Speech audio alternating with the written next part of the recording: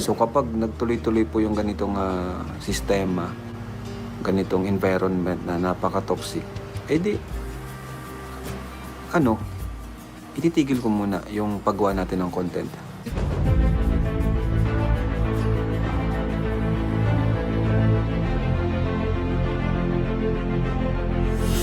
Ayun, shoutout guys, muli po, welcome to my YouTube channel. Ito po si Kuya July, ang inyong katugang, ang inyong kalingap na muling bumabati po sa inyo ng magandang araw, magandang gabi. Saang panig man po tayo ng mundo naroon, at sa araw na ito panibagong vlog po tayo. Agawan po natin ng mixing reaction video ho, yung mga binanggit na naman po ni Kalingap Rab kagabi doon sa kanyang live stream, na kung saan ito po ay patungkol ho sa Jomcar. Lalo na ho yung mga parang nagiging fanatiko na ho, o kaya tinatawag niya pong toxic na mga kabayan po natin. At kung sakasakali po itong lalala, mapipilitan daw pong ihinto ang pag-content po sa Jomcar. Gaano kaya katotoo po ito? Gaano kaseryoso? So pag-usapan po natin yan kung ano nga ba ang gustong iparating po ni Kalingap Rab sa mga viewers, sa mga supporters. Maya-maya po yan ng konti. Pero gusto ko lang po munang magpaalala po sa mga viewers natin, baka sakaling meron po ditong hindi nakasubscribe sa ating YouTube channel, huwag natin kalimutan, July Paunil, tapos pakipindot lang po yung notification bell button para lagi po tayong updated sa aking mga video upload. Tapos yung ating Facebook page po, July Paunil 2.0, pwede naman po nating i-follow at saka po pwedeng i-like. So maraming salamat po sa inyong lahat. At suportahan po natin ang Team Kalingap, mga Lingap partners, at higit sa lahat po si Kuya Bal Santos Matubang at saka po si Kalingap Rab. So maraming salamat po sa inyong lahat. Ngayon tuloy na po tayo, pag-usapan na po natin itong mga binanggit po ni Kalingap Rab kagabi, na kung saan ho talagang nag-grill talk na naman po siya. At sa tingin ko ho, marami pong masasagasaan dito. Pero sa kabuuan po, makakabuta rin po ito sa ating community, sa Team Kalingap, kasi parang sumosobra po yung ilan. At saka dito alamin natin, sino nga ba ang nagpapakalat ng mga bad comment na yan? Yung kinakalaban na po si Kalingap Rab. Yan ho ba ay mga solid Jomcar supporters o ibang grupo? Bakit nga ba laging nagagawan po ng issue ang Jomcar? Lalo sa ngayon po, si Papa Joms po yung talagang laging kinokomentuhan ng hindi maganda. Na-discuss na rin po natin yan doon sa ilang live stream po natin patungkol po sa bagay na yan. Pero mas maganda po sa ngayon dahil si Kalingap Rab na mismo ang nagsalita, mga kabayan po natin. So ngayon po, umpisan po muna natin yung sa unang binanggit po ni Kalingap Rab, yung pagiging toxic na ho nung ilang mga supporters. Tapos ididiretso po natin doon sa naging comment niya po nung nakaraan sa ating live. Ano nga ba ang ibig niyang sabihin? Panoorin po natin ito. Nagiging toxic na naman. Nagiging toxic na naman. Kumbaga, tawag dyan, lahat ng sinasabi ay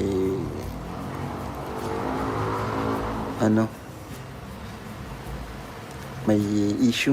Lahat na lang may issue. So yan po yung hindi ko gusto, mga Kalingap, kasi ang pangit talaga.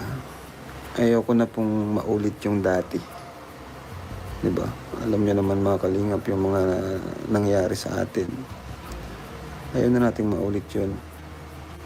Meron pong issue mga Kalingap, hindi po natin pwedeng baliwalain yan, kasi alam niyo na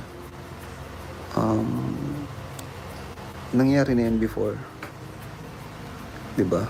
Nangyari na yan before sa love team natin, and alam ko naman na hindi yun mauulit kasi syempre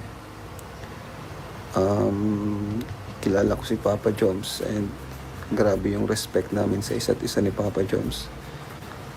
Sobrang close kami and best friend talaga kami ni Papa Joms, and naniniwala ako na hindi mangyayari yung, hindi maulit yung dati na nagkaroon ng partition sa dalawang yung isang love team, parang ganun.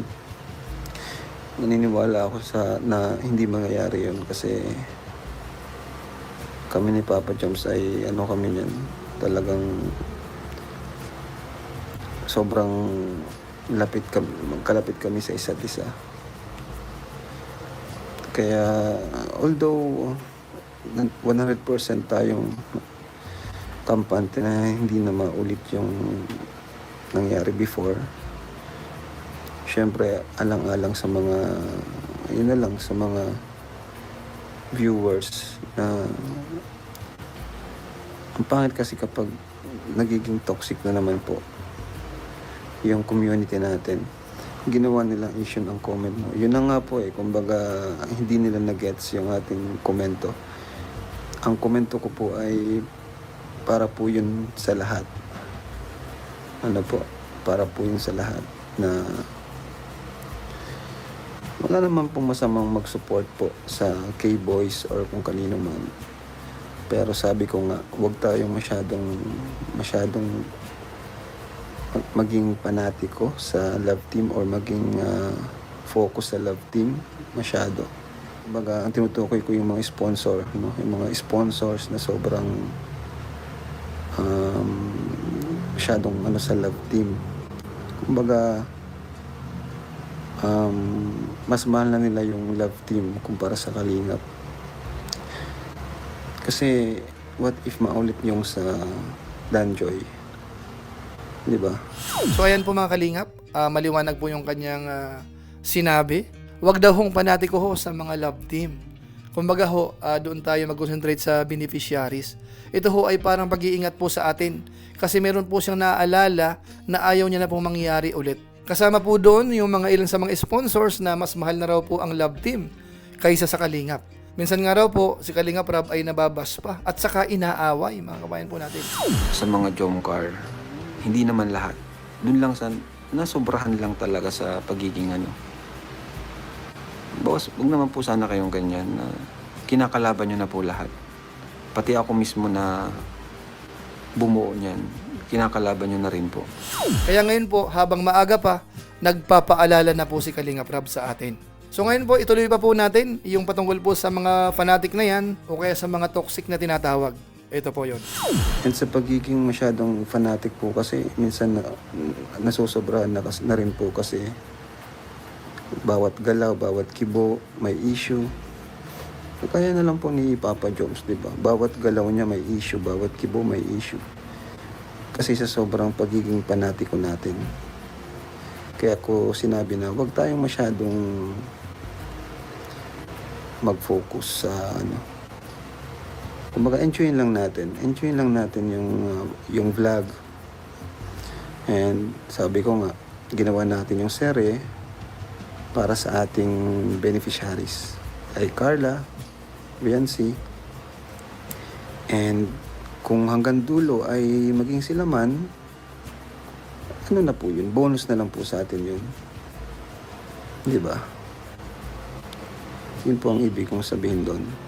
Kasi pag naging kagaya nung sa Danjoy, di ba, masyado nating kumbaga masyado tayong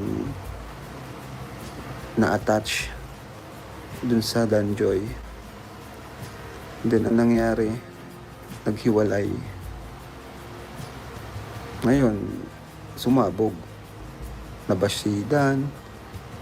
Yun po yung ibig kong sabihin. Ako po ay advance lang po akong, kumbaga, di ko naman sinasabi na or wini-wish na maghiwalay ang Jomcar. Nagbibigay lang ako ng advice. Nasa sa kanila naman kung susundin nila. Sabi ko nga, focus tayo sa beneficiary. Oo, andyan yung love team. Pero wag na tayo mag-expect ng too much. Wag tayo mag-expect ng too much po. Kasi, kawawa din yung mga natin. Especially yung mga leading man. Yun na nga po yung nangyari kay Jomar, di ba? Wag po tayong toxic. Kasi, na-title ko rin yan sa live ngayon. Dahil, ayaw kong maulit yung nangyari na. Ayaw kong maulit po yun. Diba? Diba kung masaya tayo sa Jomcar, i-enjoy lang natin yung bawat serye. Suportahan natin sila. Enjoyin lang natin. Huwag na natin masyadong pakialaman yung kanilang personal life. No? So ayun po mga kababayan po natin, mga Kalingap. Ang sinasabi po ni Kalingap Rab po dito, i-enjoy ho natin yung mga napapanood natin, yung mga vlog po nila. Huwag daw pong masyadong focus doon sa love team. Bagamat wala naman po siyang sinasabi na yung believe niya doon sa love team ay parang malabo. Ano po? Kaso nga lang po si Kalingap Rab ay naniniguro po dito sa atin.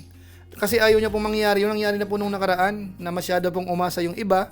Tapos bandang huli nagkaroon ng problema, masyado pong nagsuffer yung mga concern po doon. Kaya yun po ang dahilan ni Kalinga Prab kung bakit nagpapaalala siya na huwag masyadong mag-focus po sa love team. At yun naman po ay naka-address syempre. Doon talaga sa mga pasaway, yung talagang bashing na ho ang kino-comment, tapos ang gulo-gulo na, yun po yung mga po pwedeng tamaan po nung sinabi po ni Kalinga Prab.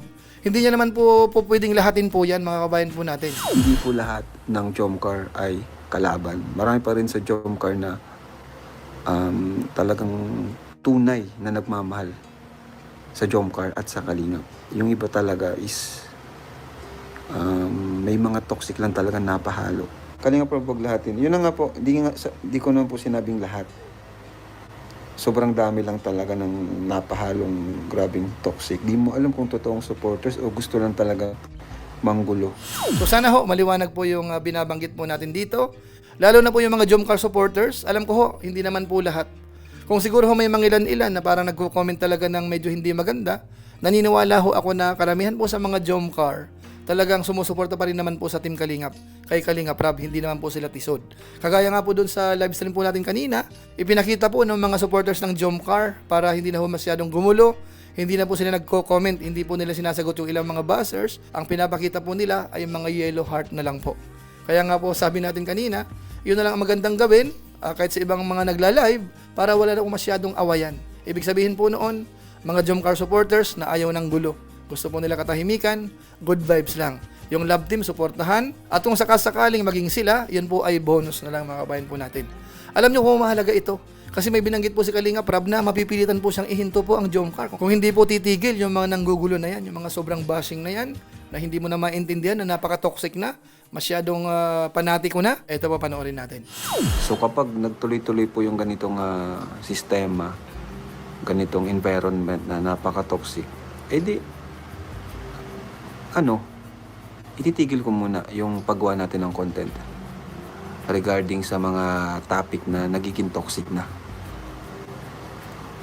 Ganun lang po yung kasimple. Siyempre kung anong, kahit anong pagbawalan ko sila, channel nila yan eh. Di ba? Pwede natin silang pagsabihan. Pero, kaya natin silang pagsabihan. Kaso, hindi natin talaga 100% na mapapatigil sila. Ang kaya natin gawin, itigil natin yung content natin. Ganun lang kasimple. Para wala silang reaksyonan. So ayun mga kabayan po natin, maliwanag po yung sinabi po ni Kalinga Prab. Kung nga po doon ang gagaling yung kaguluhan, kasama daw po yung ilan sa mga reactors, para wala nang mareaksyonan, ang isa po sa paraan, ihinto po yung love team na yan. Bagamat alam natin na hindi naman po yun mangyayari. Kasi ang concern po dyan ay si Carla at saka po si Papa Joms, na alam po natin na sila po ay napaka-loyal ho sa Team Kalingap. At yan po ay alam po ni Kalinga Prab. Lalo na po si Carla. Alam niya po yan na hindi greedy, hindi mapagsamantala si Carla. Kaya pati po yung opportunity sa pagbablog, pagla-live, hindi masyadong ginagawa ni Carla kasi nga po nakapokus siya sa kanyang pag-aaral. So dito po sa ginagawa natin ng reaction video po, ang highlight dito ay pagpapaalala po ni Kalinga Prab na sana ho huwag masyadong toxic, huwag masyadong fanatics mga kabayan po natin. Sana ho kung sakasakaling tunay tayong supporters ng Jomcar, dapat hindi ho tayo nagko-comment ng hindi maganda. Lalo na kung patungkol po kay Kalinga Prab o kaya kina Kuya Bal Santos Matubang o kaya sa Team Kalingap. Kasi nga po, isa lang tayo lumalabas. At yun naman ay pakiusap yon na kung sakasakali ho talagang hindi makikinig yung karamihan, ipagpapatuloy yung kaguluhan na yan, sa malamang mapilitan po si Kalinga Prab na ihinto po ang Jomcar, mga kabayan po natin.